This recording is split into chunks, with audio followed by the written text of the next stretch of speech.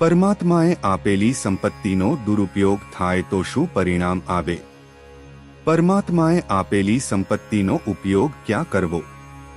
પ્રશ્નોના જવાબ માટે સાંભળો સાગર કથા 12 મે 2024ના અમૃત બિંદુ।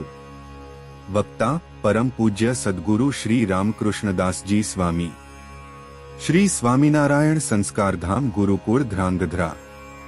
પરમાત્માએ તમને કોઈ પણ શક્તિ આપી, જ્ઞાન, સામર્થ્ય, ઐશ્વર્ય પરમાત્માએ આપ્યું તો એનાથી હંમેશા દેશ બાંધવોનું કેવળ ને કેવળ તમે હિત કરતા રહેજો।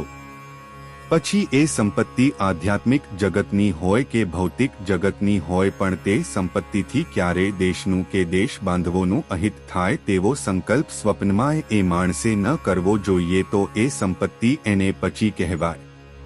પછી સામર્થ્ય ધન, ઐશ્વર્ય ધન, શરીર ધન, સંપત્તિ ધન, પરિવાર ધન, આ બધી સંપત્તિ છે।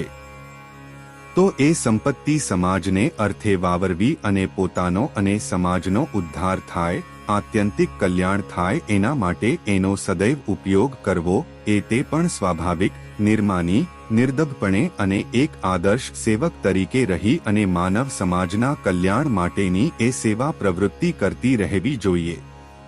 ઉદાહરણ વીરપુરના જલારામ બાપા, સાયલાના લાલજી મહારાજ।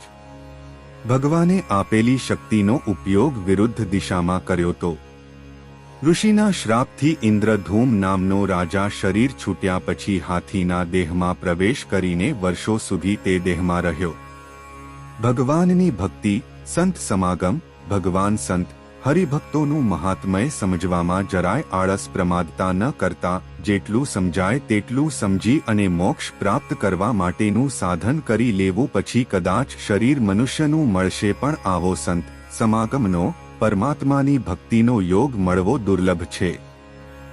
આજે ઠાકોરજીની આપણા ઉપર ખૂબ જ કૃપા છે। હવે જો ધ્યાન, ભજન, સત્સંગ આપણા આત્માના કલ્યાણ માટેનું સાધન ન કરીએ અને ભગવાને આટલા બધા સર્વશ્રેષ્ઠ યોગ આપ્યા હોવા છતાં ભગવાન ના ભજીએ તો બીજા સેવકરામ ક્યાં લેવા જવા? ભગવાને આપણને સામર્થ્ય, ઐશ્વર્ય, શક્તિ ગમે તેટલી આપી હોય, પણ હંમેશા તેને ઢાંકીને વર્તીએ, પ્રગટ મત કરીએ।